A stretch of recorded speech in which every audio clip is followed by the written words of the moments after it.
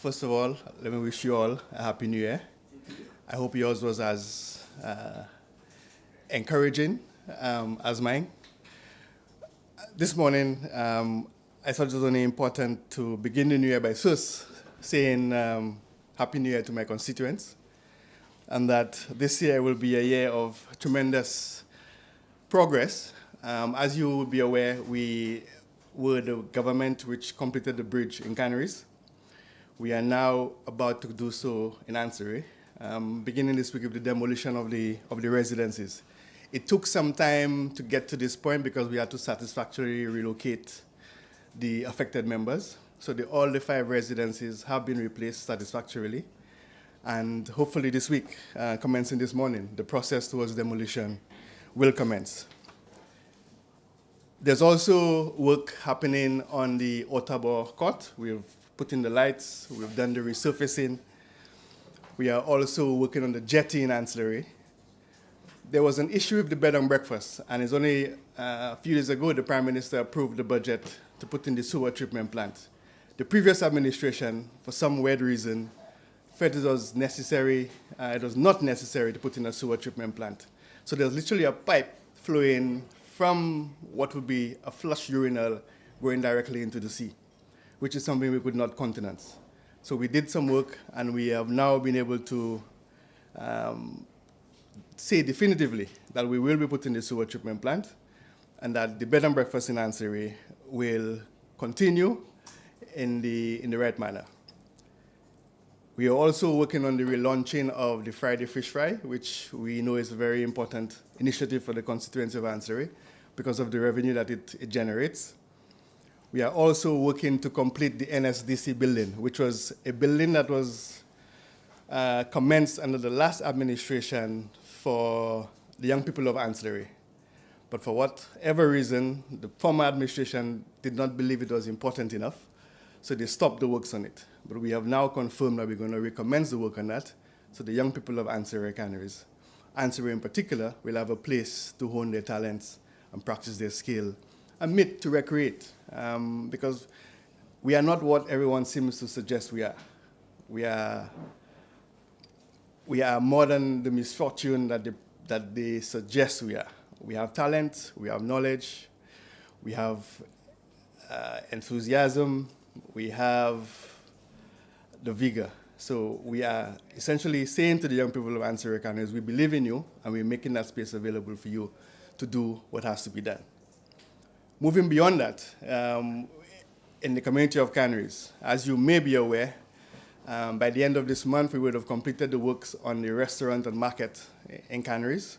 So we are looking forward to launching that and making it a great success.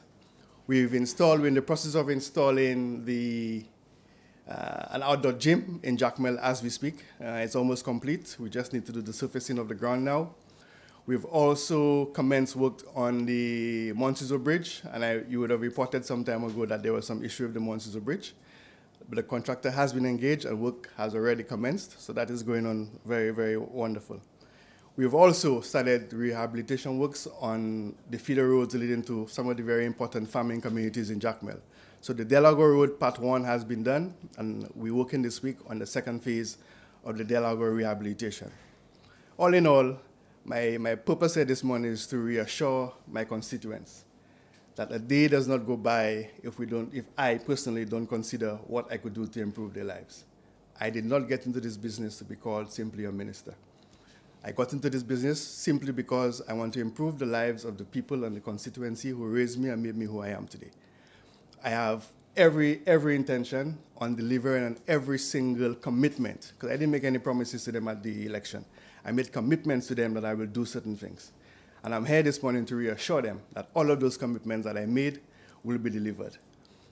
Any questions from you, I'll be happy to take them before I rush off to cabinet to do the business of country. I think this question is not just for me, but also yes. your colleagues. Yes. We have not been seeing much of you yes. In recent times. Yes.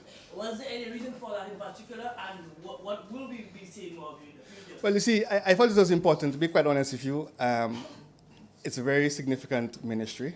I thought it was important, to be very honest with you, to concentrate on doing the best that I can there, to understand how the system works.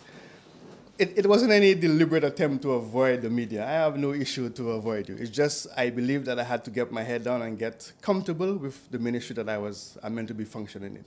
But going forward, you expect to see more of me because there's quite a bit for me to discuss with you. So I look forward to having that conversation. Any progress on community tourism in your constituency? Well, yes. As you know, it's a very significant initiative of this government. We have the bed and breakfast, for example, is part of this community tourism initiative.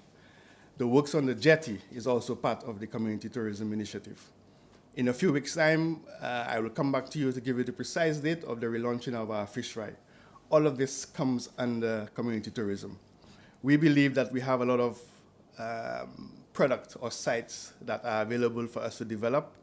Because it's one thing to bring in the tourists and get them to benefit from our beautiful island, but I need to ensure that with regards to my constituency, that we have attraction and experiences that the constituents could benefit from when the tourists come through.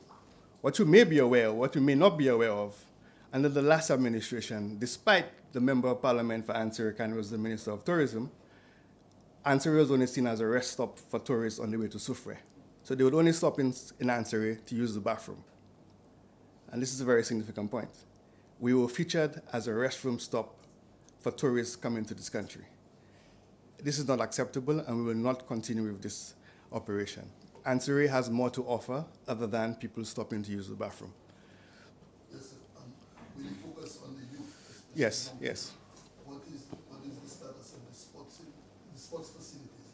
Will there be any upgrade? Well, very good question. The Ottawa court, which has never had lights before, we've already installed the lights. We're in the process of resurfacing the court and marking it up for use of the community. When you look at all of the fields in the constituency, they are well maintained than ever before. We make it our duty to do it. Although there are days or times when, because the Council of Anseri is responsible for the fields from Anseri all the way to Millet. Sometimes it's difficult for them to maintain the fields as often as I would like, but it is something that we recognize is important. So the field in Millet will be maintained very regularly. The court in Millet is also under review in terms of how we're going to improve it. Let's be very honest with ourselves. When we got into government in 2021, none of those facilities were looked after. We were seen as not important. There were other things that were important to the other member of parliament, which starting the new year, we won't go into it now. But those are very important facilities to me and to the members of this constituency. We have a tremendous amount of talent in Anseri canneries, sporting talent. And it is it will be my intention to ensure that those facilities are improved before you come back and ask me this question again. Good morning, ladies and gentlemen of the press, and Happy New Year to all of you. Thank you. First, let me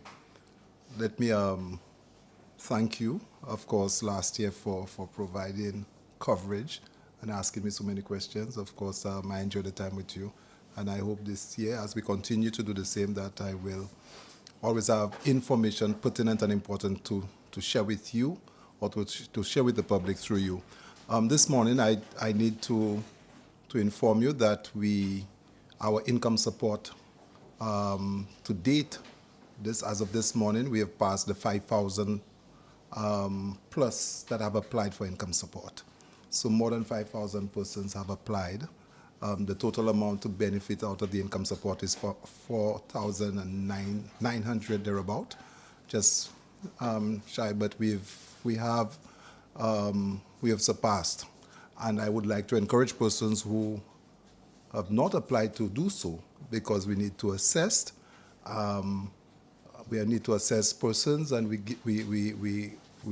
ensure that all persons who receive are those who are qualified to receive. There probably may be a few hundred persons that on the list so far that has been assessed that are not that need to supply more information, but in the main that a number of persons who are applying are persons who need the support. It also provides a window in terms of assessing persons who are informally employed it gives us a window to assess that data and how they are surviving in the constituency. And we as a ministry is picking up that data to see what more we can do to provide support for persons who are in the formal sector. So yes, I'm happy with this. We have paid a number of persons during the month of December. Over 300 checks were issued. And of course, there are still more checks prepared and persons are coming in to pick up the checks. So it is ongoing as I speak. So persons are coming to the ministry on the 4th floor and are collecting their checks, $1,500, and are going out to take care of their business and their food and what have you. Right? Yes. Speak a little bit to the criteria for such funding. Who can get that? Okay. Persons from the informal sector and persons who did not benefit basically are the two important criteria for qualifying. However, that may capture a number of persons. So we look at other vulnerabilities and other deprivation to ensure that we address persons who are worse off.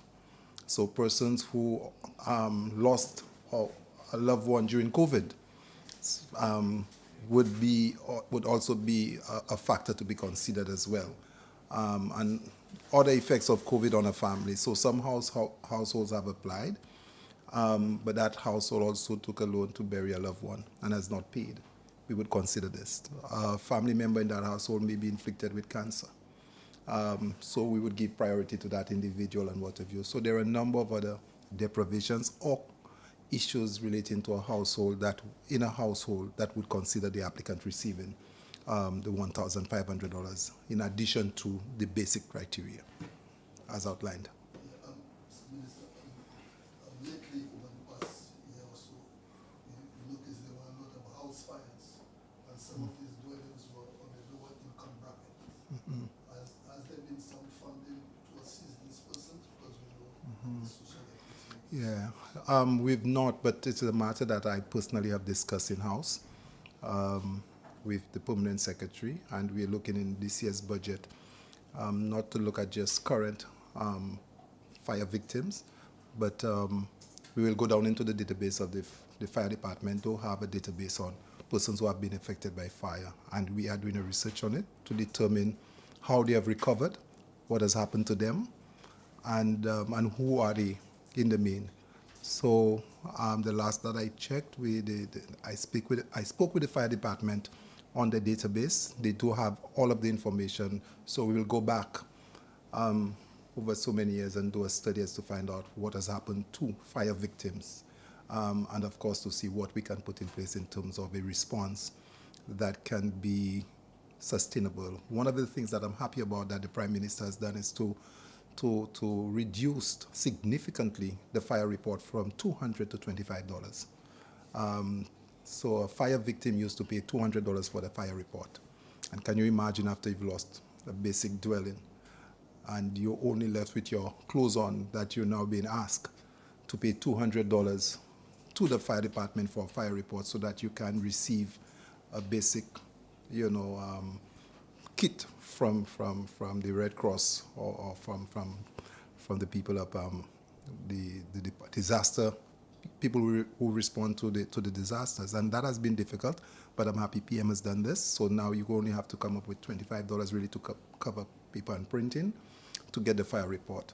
But that is not adequate for us, the Ministry of Equity. We continue to investigate how they respond, how they recover after the fire, because there are times that you have other issues. If there's a loss in the family, persons who have had some fatalities, how it affects the households and what have you, the trauma, what is available in terms of counseling and all of that sort of thing is things that we are currently paying attention to at the Ministry of Equity for fire victims. Just a brief follow-up. Can I just add to what he's saying there? Okay. One of the complaints from most fire victims is actually you alluded to one of them, yes, the cost to get the fire report, but not only that, sometimes they lose their ID, passports, all of this. Yeah. So is there a plan to make the processes easier for them to navigate Yeah. the public sector agencies that they need to deal with? Yes. All of this, we are looking at this, and subsequent to, following the budget presentation, you would hear a lot more about some of those crisis responses. But we are considering looking at people in crisis a lot closer in terms of responding to some of these things. The ID cards, a number of important documents they would have lost, and it's needed for them to move on. So we're going to work on that. But surely the distress fund comes in handy, right? Yes, the distress fund respond insofar as some aspect of people in crisis, but we'll do a lot more in terms of ensuring that we provide more support as a ministry to our fire victims. Yes, just briefly on this, but in the wider spectrum, I know it might not be the appropriate forum to give all the information. But in terms of housing assistance, we know some of these houses, I mean, the fabric of it is already, deteriorating state, so it will be prone to fires. There's no proper type of lavatory and something. So I know that there's a housing assistance program within your ministry, and I know the SSDF has done some. Would there be more emphasis on at least having make sure that these people have a proper dwelling place? Yes. So we are speaking. I'm speaking with the St. Lucia Social Development Fund, and I'm having conversation even with my constituents in terms of their dwelling home. I could say to date that it's cheaper to build a concrete structure than to build a plywood house, based on the cost of concrete and plywood. And we encourage, and it's cheaper to build underground than to build on suspended columns. So there's a culture of how we set up our homes. We need to have that conversation, and it needs to be done empirically, so that person see exactly what is being done. So when I did check, it's about $80 per square yard to about $50 per square yard. $50 per square yard for a concrete block wall as against $80 per square yard for a plywood stud partition. And you could do it just based on looking at materials only. So this is something that we need to speak with our people as to how they set up the dwelling. But the fire department also will provide us with information in terms of the cause of fires. And if we see a trend in terms of fires have been associated with electrical, for example, problems in a home, then we would work with households and with the Ministry of Infrastructure as to how we provide capacity building and training, and to allow people to become more sensitive to the issue of electricity in plywood houses, existing plywood houses, and what have you.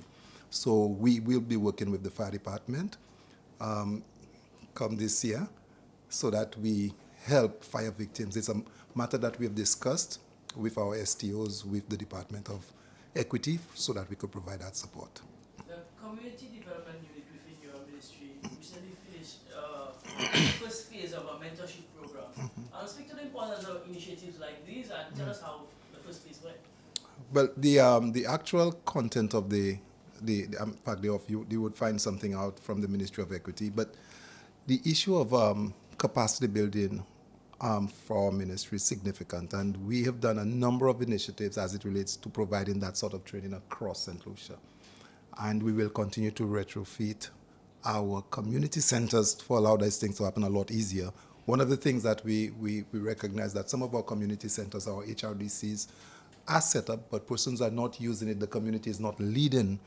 So we will be working with the community-based organization to allow and retrofit for these things to happen. This was a successful one by all indication reports from the officers, speaking in terms of what they did and how persons receive it. But mentorship and the importance of providing that support at community level is important to us and the work of the STOs. But you would find a lot more work associated with that initiative in this coming year. We will be refocusing our STOs basically to do community-based interventions like this.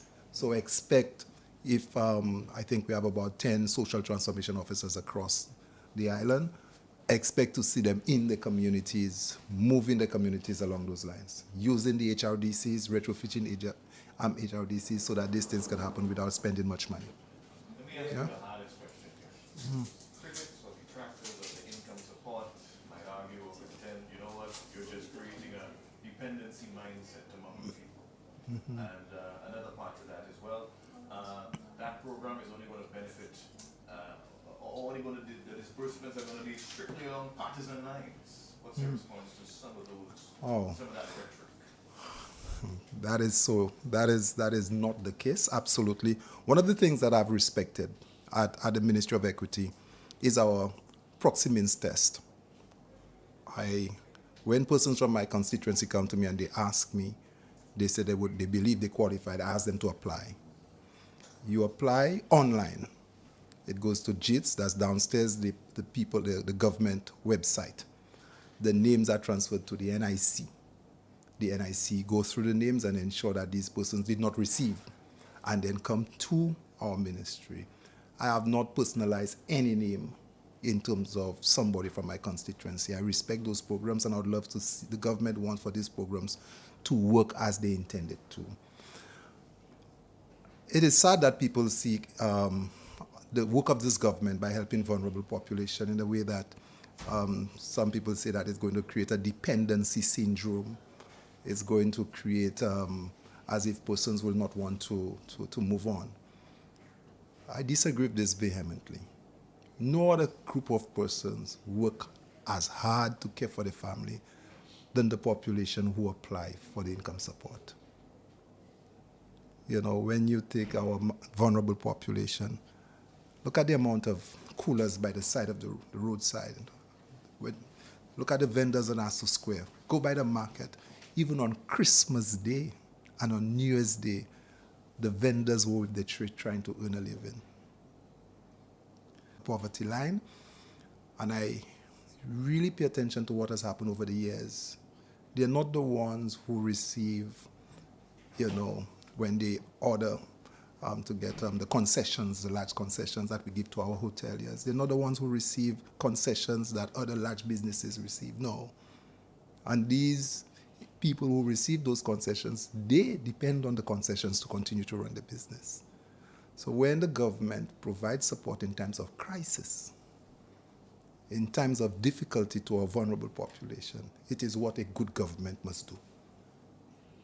In regards to support, I think previously you spoke about a support program where there will be like an easier payment method for that struggle to pay utilities.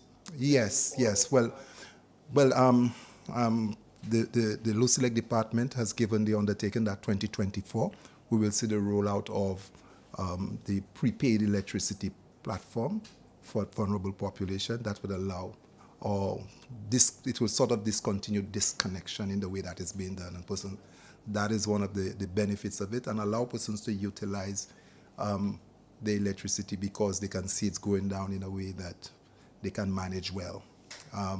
I do not know if there's any downside to Lucelec or the persons who have invested in the electrical sector in terms of how much money they'll make, but certainly if we can consume less, then it's better for us and it's more proper approached in utilizing services. And I hope thereafter that is not only Lucelec that would move in that direction, but other service providers, you know, see how persons use postpaid phones as again prepaid. Persons who use prepaid have a lot more discipline in terms of how they manage their phone as against those who use postpaid, you know, and just have to pay the month and can pay the monthly bill irrespective of what it is. So the same for electricity. If you can, you know, prepaid your electricity bill and you put $50 and you know that's what you're going to utilize for the week because that's what you can afford, you will say this, you say, I'll not use the electricity, I'll not iron this today because this thing might just take me to the end. I'll just keep the fridge on and to keep some food. You will manage your utilities. You'll pay attention to how you consume. It is that attitude that, you know, the prepaid electricity has been suggested by Lucelec in 2024. That is coming through, and I'm excited about having this initiative that way in St. Lucia. Okay, well, since you don't have a question, let me just place on the record that all schools, public schools, reopened their doors this morning to receive students, and I speak of 22 public secondary schools, 71 primary schools, and in the case of our government-run early childhood centers, daycares, 20 of them would have opened their doors this morning to receive students, with the exception of the cul-de-sac early childhood center, where we have a minor issue in relation to infrastructure that we're currently working on. The reports coming from the various education districts indicate that students are a bit, teachers are a bit, and that most schools are progressing very smoothly this morning.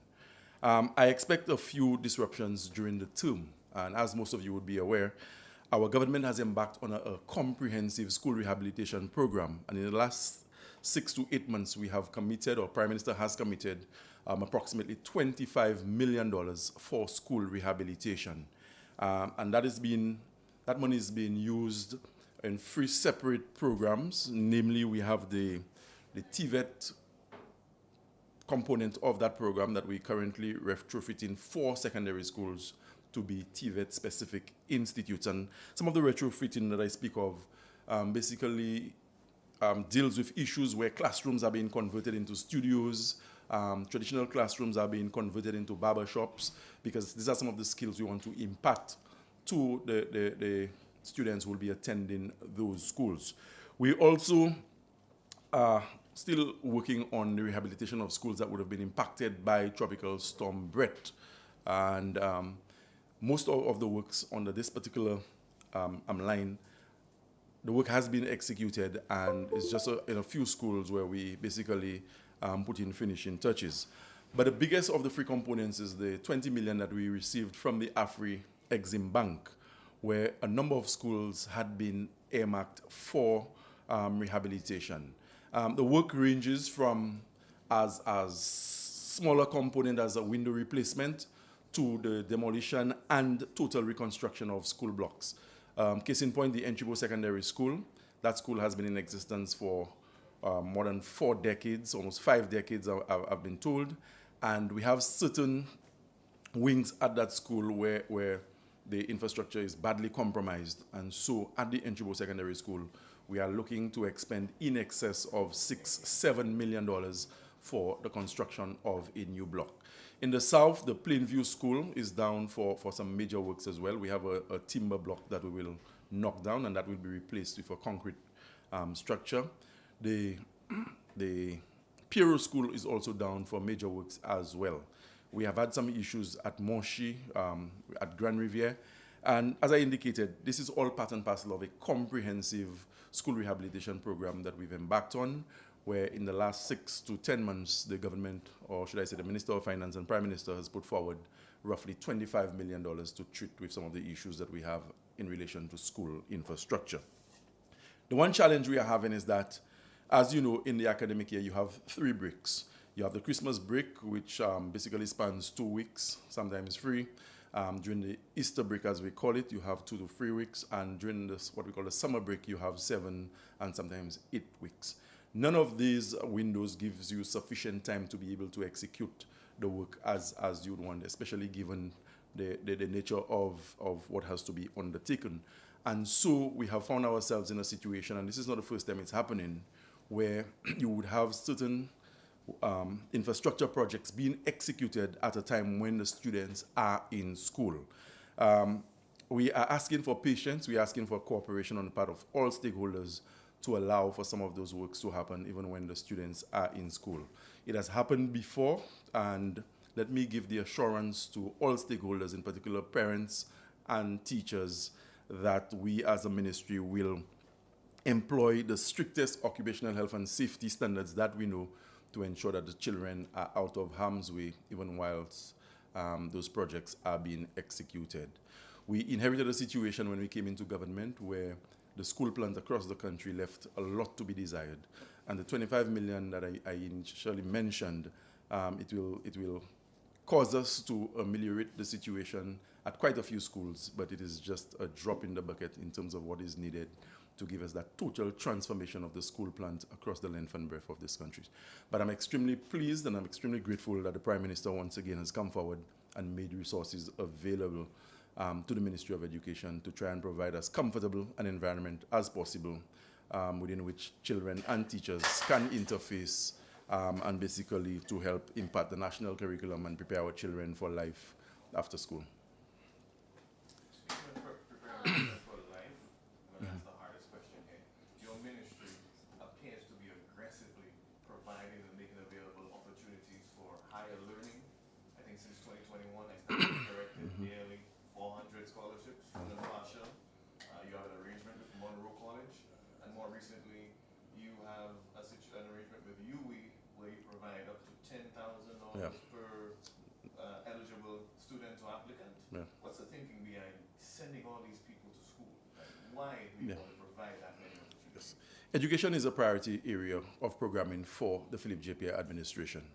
And this is born out of a philosophy where, as a small island developing state, where we do not have natural mineral resources, we understand that it is the quality of our human resource base more than anything else that will determine how St. Lucia fares in the international, on the international stage. And so at every opportunity, we will provide opportunities for our young people to access higher education. We have demonstrated as a country that smallness of size is not an impediment to what we can achieve. And we will provide our students with all the opportunities that we can get for them so that they can realize their dreams. And we have this program in government, in the Ministry of Education, where we are pitching to have one university graduate per household.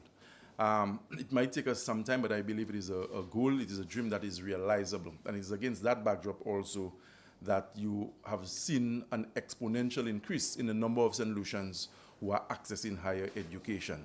One such program is the First Generation Scholarship Program, which our government has embarked on in collaboration with Monroe College, where persons who are coming from families where absolutely nobody in the family has been exposed to higher education, we are saying to them that once they have the aptitude and they have the prerequisites to enter the programs, we will meet them halfway, we will make the opportunities available so that they can realize their dreams.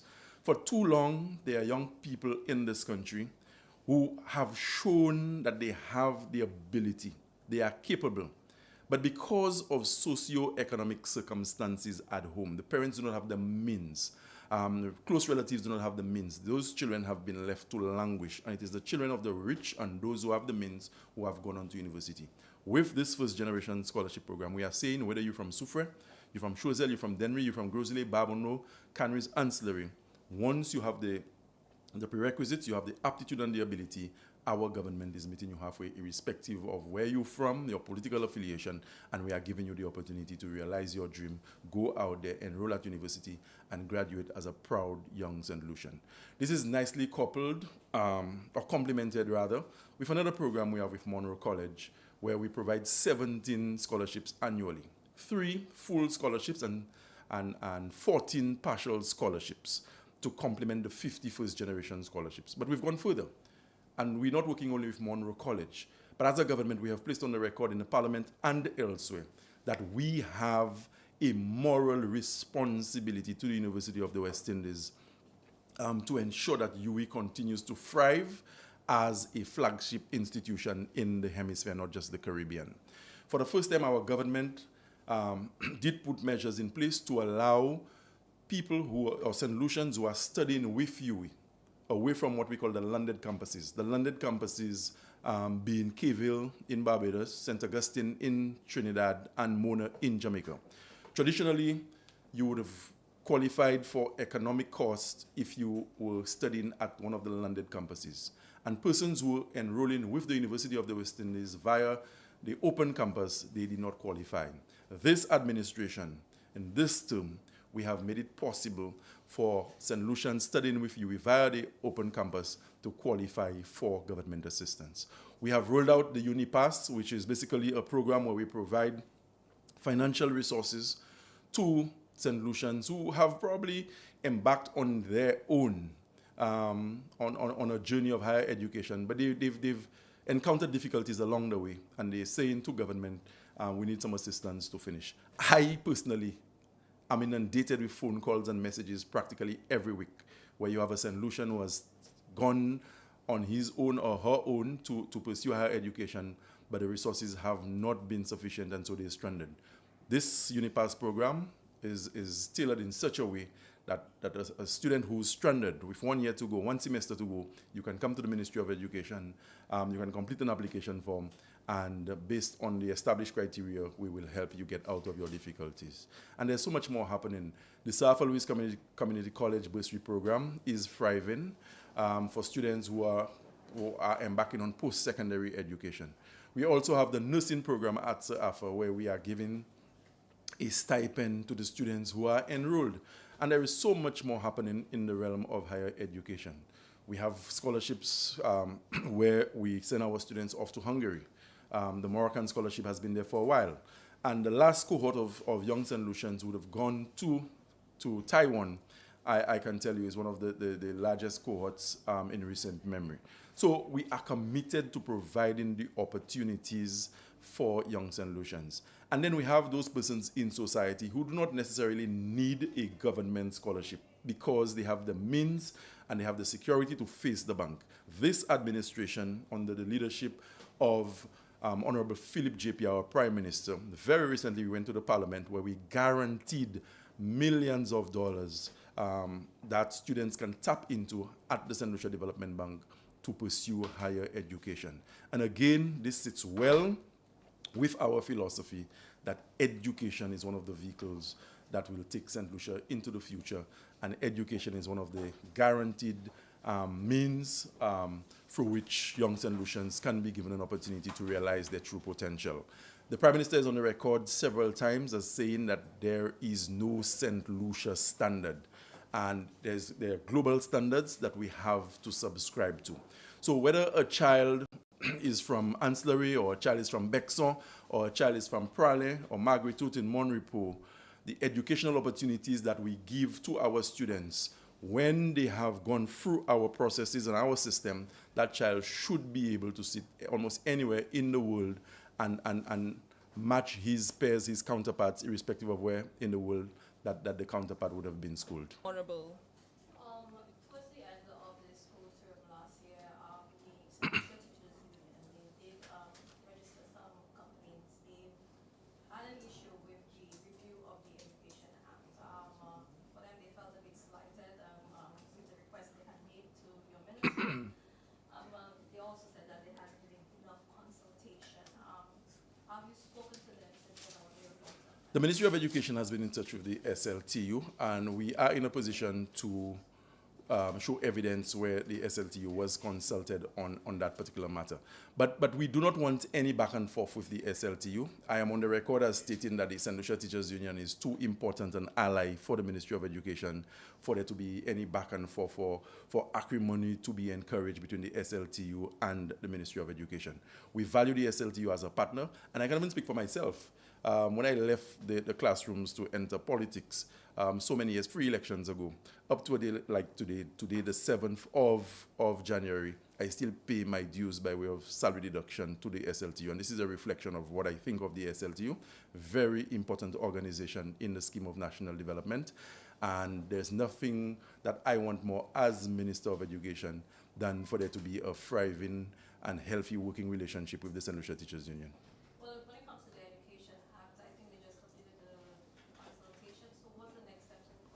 The review is still ongoing. The review of the Education Act is still ongoing. We want, for as much as possible, for there to be broad-based consultation so that whatever we agree upon and whatever we take to Parliament to be enacted, it will be a true reflection of the national mindset as it relates to education. So we will not rush the process. We will be very thorough. And as I said, very importantly, we want for everybody to make a contribution, because this is not about what we think in the Ministry of Education, but we understand that they are very critical stakeholders and partners we're working with, and their input is very necessary to ensure that the final document reflects what we want as a country. So the SLTU, they can expect more consultation? They have always, the SLTU has always been, we have always been available for dialogue on consultation with the SLTU, but I can tell you that moving forward, the SLTU will always be treated as an indispensable partner in this process. Good morning, ladies and gentlemen of the press. Happy New Year to all of you. This year we'll have a very exciting and productive year. I wish you all the best, personally, and your families, and your different media houses. Wish you and your managers and your directors and your newscasters and your talk show hosts all the best. Over to you. Okay, follow me because I saw you brought in your file. Oh, you saw that?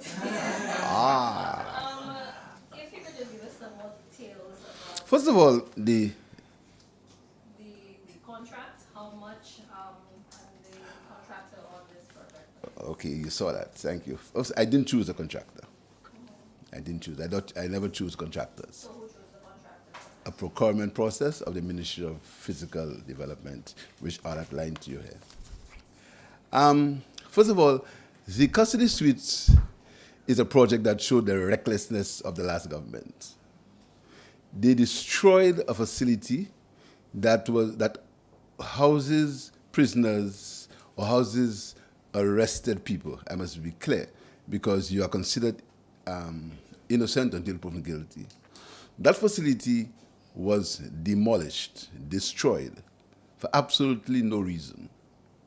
When that happened, people who were arrested, there was nowhere to put them. The cells in Marsha and Grosile and Babono were always full.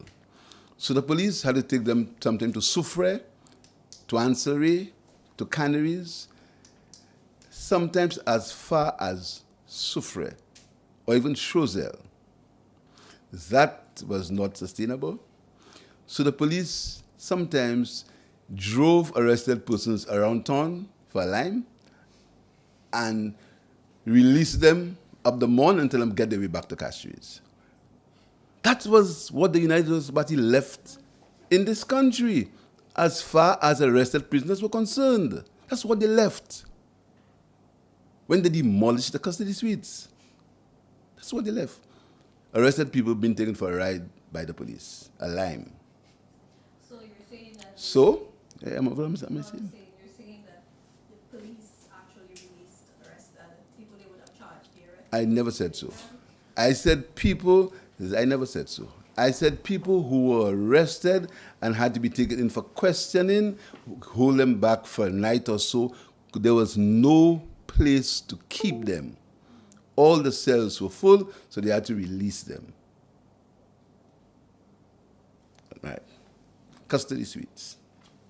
The custody suites project was conceived by a tender document from the government of St. Lucia. A tender document. That tender document was sent out to 4 tenders. 4 tenders responded to this tender document.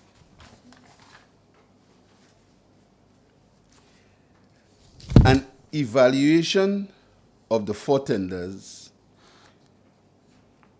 was done after a site visit that was conducted in February.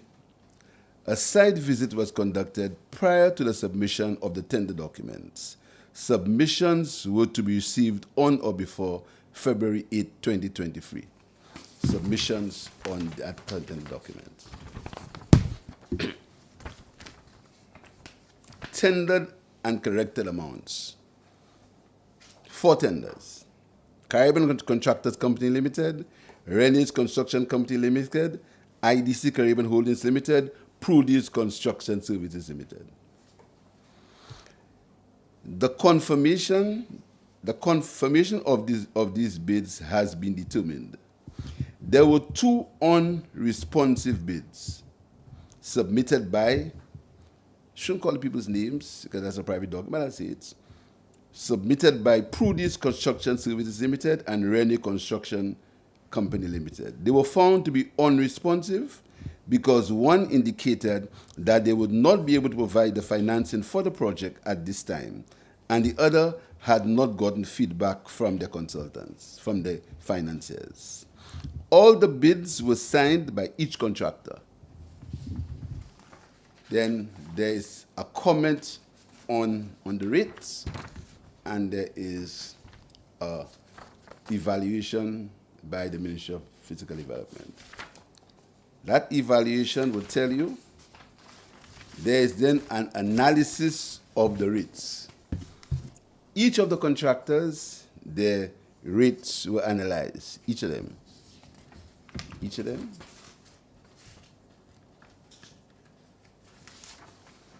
A recommendation.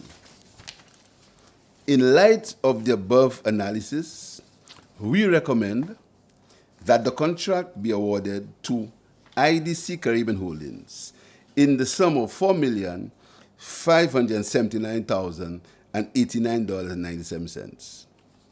Signed, architect, financial analyst, agricultural assistants, engineer, quantity surveyor. The government's internal procurement processes. After that, legal review, notice of assignment to the custody suites. Legal review, analyzed by the Attorney General and found to be compliant. You will not find the name or the involvement of any minister of government. Okay? There is not one document that anybody can show me in the government's records that shows any prior costs for the custody suites. Questions? Is there any truth to, there is a rumor going about that there is a known criminal who has been subcontracted on this job? Is there any truth to this? I have no idea. What's a known criminal? One who is known to the police for engaging in criminal activities, one who has been questioned by the police. Okay. All right. Let us suppose that is true. What's the meaning of rehabilitation? So are we supposed to just cast everybody who's been in province of the law? Just cast them aside, let them go and commit more crime? I thought it was about rehabilitation. I am not sure what you're talking about, but I thought it's about rehabilitation. Why must we cast people aside because they had a fault, they had a problem in their life? People are supposed to be rehabilitated.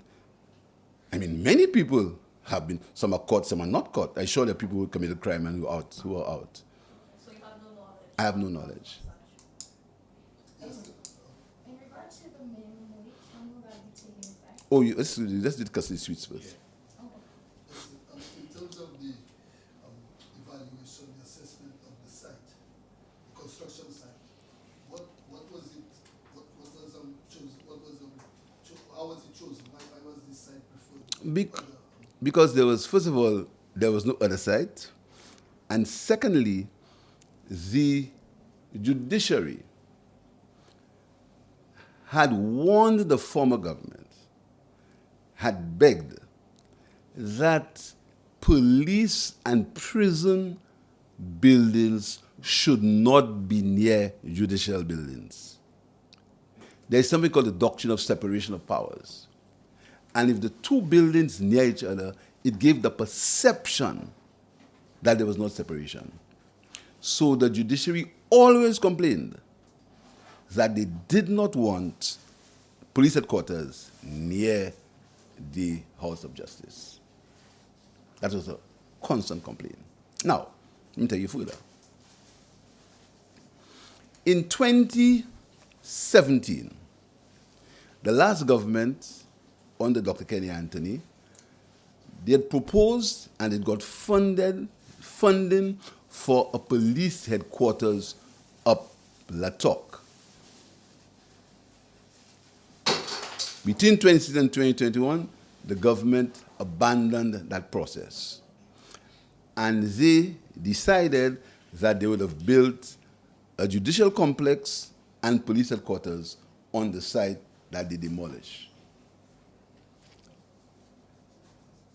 There is no document that says funding was ever procured for that.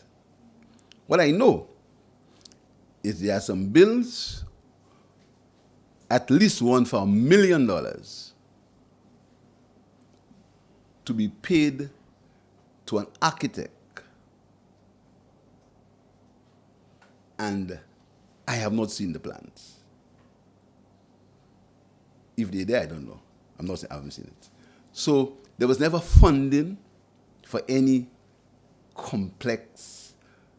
What was there was the objection by the judicial people to allow the two complexes to be next to each other. So what we decided that we would have built the House of Justice in the existing place where the courthouse is. These buildings are going to be demolished. The Ministry of Education is going to be demolished, the old Ministry of Education, and we're going to build a complex there with an overpass, so the two buildings are going to be joined together. If you go there now, you'll see soil tests are happening in this space as we speak. After the police headquarters, which we had intended to put back in the Lattock side, the Police Welfare Association have been objecting. So we've yielded to the request, and then we're going to be building or starting plans for the building of a police headquarters in the old sites. That was demolished. That is the future for that area. So the custody suites are going to be very near the police headquarters, which is similar, police and arrested people near each other, so they can oversee that situation. So this will be a permanent structure? That's going to be a permanent structure. Yes, to complement the other. So that's going to be law enforcement area. And the judicial complex is going to be by the Catholic Church, which is always what they wanted.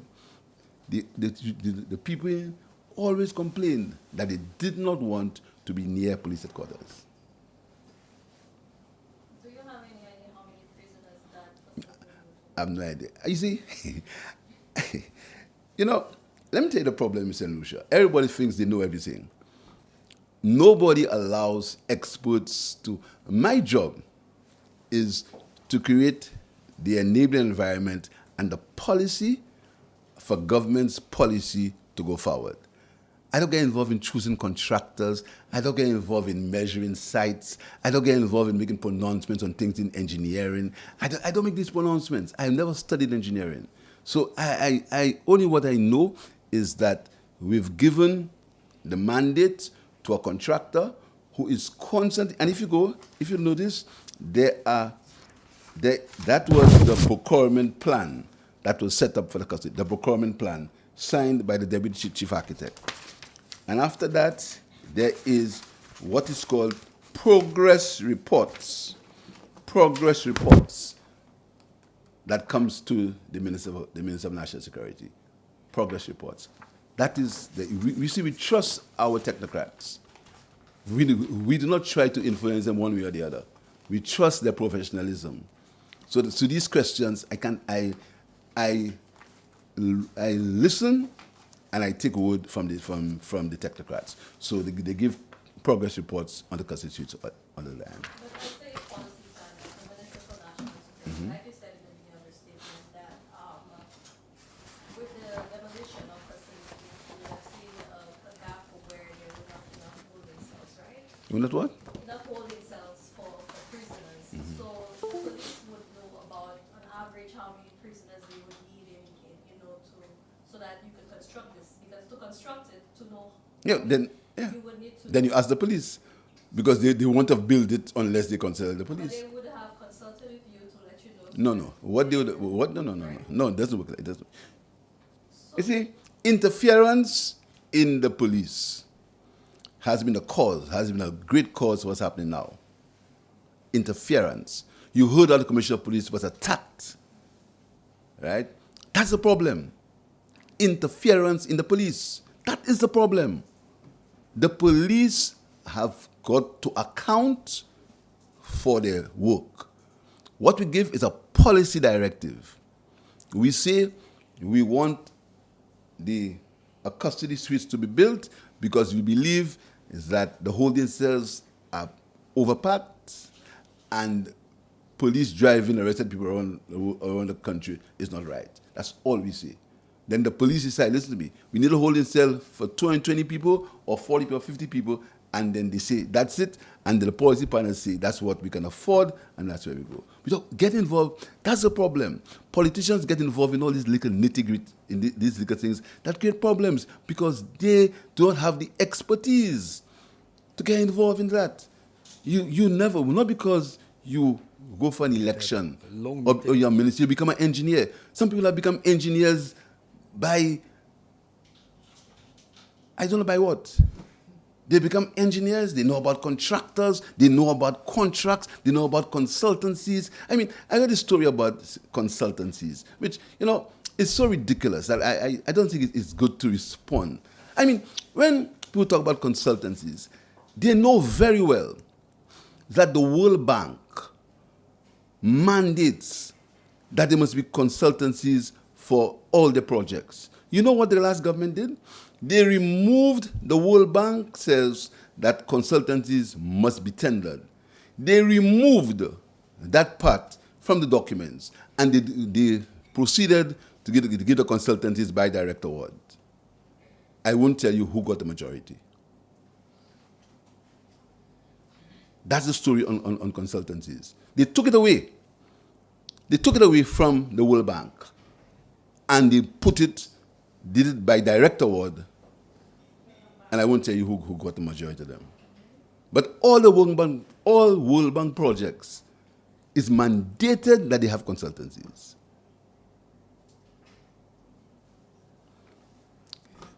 That's it. Well, yes, since you don't know how many. Ask the police.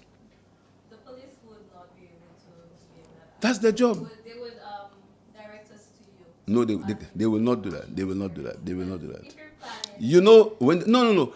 You know, construction and national security of the Constituency was done with the police in tow. The police actually went there with the architects and they designed it. Questions were asked and they did say that they would be Okay, directed. we can try to find out how many. But whilst we're on the subject, I know somebody at the minimum wage. It's not just custody suites that was demolished. A part of St. Lucian history, that part, would you agree, Prime Minister, was demolished? Yeah, no, I don't know if it's a dark part. Again, we just mislead people the wrong way. Prisons are part of history. I mean, if you go nature, the heritage tourism, there's a country in the world where the presidential palace is an old prison. The presidential palace. We've got this thing about old buildings, which is basically peddling ignorance. This old building thing. We live in a time when there's re-engineering, where people convert these things into history, into historical sites. That's what heritage tourism is all about.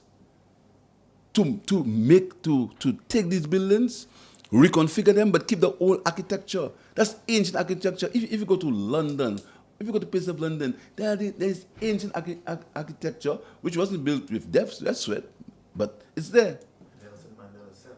Yeah, all over the world. I don't know why in St. Lucia we've got these old buildings and repeat these things with impunity. Old buildings. This is crazy. And you young people must demand better. Don't let people make these statements and get away with it. Old buildings, prisons are part of history.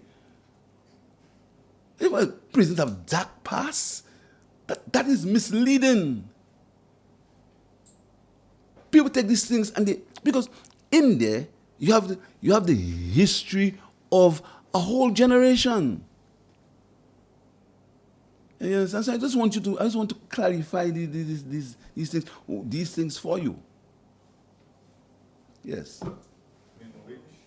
Just in regard to the minimum wage, the local minimum wage, when will that be taken effect? As I said last night in my address, there was a minimum wage committee that is formed by the cabinet. They've given one report to the cabinet. That report is being looked at. Then there's going to be constant and intense consultation with the private sector. And hopefully, before sometime this year, we'll announce a minimum wage, a minimum livable wage. Question. Cricket West Indies recently Who? Cricket West Indies recently released a fixture list for the upcoming Cricket World Cup. What do you think of the package that we got? And what are you looking forward to? I know cricket is all of your passion. So. Yeah. Well, you always want more. You like to have the finals, but you don't have the finals. What we have is good. We must make the maximum use of it. We're going to be spending quite a sum on the Darren Sammy grounds. Also, the Phillip Park. If you go there now, you see the work that's been done there. And, you know, we are upgrading playing facilities for the island. In fact, this part of our infrastructural plan, understand? We're going to be upgrading and lighting playing fields all over the country. And the Minister of Sports will make an announcement very soon of what's going to happen to football in St. Lucia. It's going to blow your minds. Additionally, with this being the year for infrastructure, I know that some of the utility companies, particularly Wasco, had some infrastructural issues in the past. Would there be any plans? Yes, Wasco, people complain that the bill road in Wasco mashes it up. That's what people complain about. But the problem is, you know, these things go, you know, we've been trying to develop this country and we're developing a set of silos. The left hand doesn't know what the right hand is doing. Right? The fact is, the pipes are beneath the roads. And these pipes are old. They didn't get old on 21st July 2021. That's not when they got old. They were old before that. They were damaged before that. St. Lucia's water issues didn't start in July 2021. It never started there. They started from the issue with the desilting of the Rosa Dam, with which that story has not been fully ventilated. We're going to get a lot more about that, hear a lot more about that. That's when, so let's not pretend that St. Lucia's problems began for water in July. It didn't began a long time before. What's happening is that these pipes are, to use a better word, they are in need of repair. The pipeline from Gozile into the north of the country, it has issues. That's why we had to close. Vasco had to close it some time ago. There are issues there. We need to repair that. The investment in water has to be substantial, and that's part of our infrastructure also. Infrastructure is not only roads. Infrastructure is buildings, is water, etc. So Wasco is going to have that investment in that major pipeline. But in the meantime, what we try to do is try to see when new construction is taking place, if they can begin to divert the pipes right away. And that's what causes a lot of the expense. So you say to myself, you've been spending a lot of money, but there's no road. The road is to move utilities. It's to move the pipes, to move the electricity poles, to move the telephone infrastructure. So that's a problem. So we have to see if we can work together. So the Ministry of Infrastructure has to work together for Vasco to see if we can do it simultaneously. Yes. You mentioned in your address that St. Jude's before the buildings will be completed. Yes. And I'll take you there. I'll take you there. I'll take you there. I'll invite you. I'll invite the press to come and see these 4 completed buildings. That means the contractor has been... I've told you back in this contractor thing before. No, but you... I've told you, I've said several times. You know, you're actually looking for what's not there. No, I mean, people looking for what's not there. People just looking for what's not there. There's nothing there. Let me explain to you. The Saudis have mandated that there ought to be a tender process for the continuation of the works. I think that tender document is going to go out today, tomorrow, at some point. Right? That goes. But an award was given to a contractor to prepare, repair, and prepare the buildings that were abandoned. We seem to forget that these buildings were abandoned and left for rats and rodents and animals and grass. I'm not the one who left it. They weren't even clean. They were abandoned. We seem to have forgotten that. These buildings were abandoned.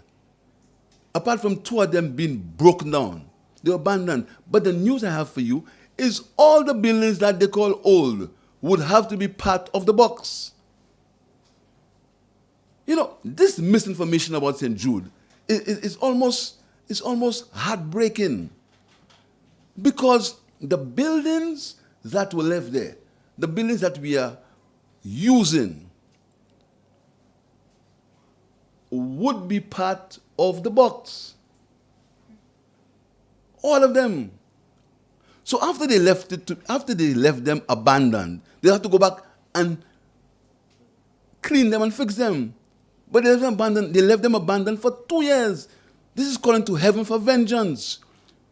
Even though you don't intend to, you leave it abandoned, you let grass and rats and take it over, and bats take it over, taxpayers' money, and nobody's asking any accountability for that. Even though you don't intend to use it, you leave it abandoned.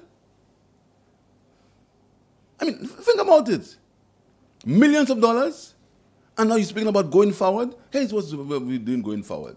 Going forward, the contractor that was tasked by the government to fence the area, because you had to fence it. Because if you didn't fence it, that's why it got in that state. Because it was not fenced. It was open season. It wasn't fenced. Irresponsible, high level of irresponsibility with the taxpayers' funds of this country. So here's what he did. We fenced it, and then that contractor was allowed to continue, and then the work is going to be evaluated by quantity surveyors, and an award will be given for the continuation of these works. That's what's going to happen. But I'm going to, as I've brought to you, because I'm going to be the same to you for St. Jude. And I want to ask you to get the same documents for the work that was done on the box. I want the same documents. I want the evaluation by 4 quantity surveyors, the procurement process for the work on the box. If you give me that, we okay. You had said original some time ago that I think the box, some of it, one of it or whatever, would have been used to be, well, in the new construction. Right. We are using 2 buildings from the box. Yeah. Physiotherapy and dialysis. Right? And then 2 more buildings, and then the rest is going to be the East Wing. It's the surgical part. But when I take it, you're going to be very pleased. You're going to be excited and pleased. I know you like St. Lucia. How many buildings in all is part of the St. Jude? Well, 4 are being built now, and the rest would be what's there. And then I'll tell you something. There was also a chapel. Now, we know you're God-fearing people, right? So we're going to see if we can get the chapel funded also. But you're going to be very happy for St. Jude. And then we begin work on the stadium almost immediately. Almost immediately, because in fact, we're going to be, I think in this budget, I will make a statement on the stadium. So these young people of this country will get back their stadium, which has been abandoned. Mr. Prime Minister, are you in a position to respond to or address the comparisons of gas prices in St. Lucia? Yeah, sure. I thought somebody would have asked that. You know,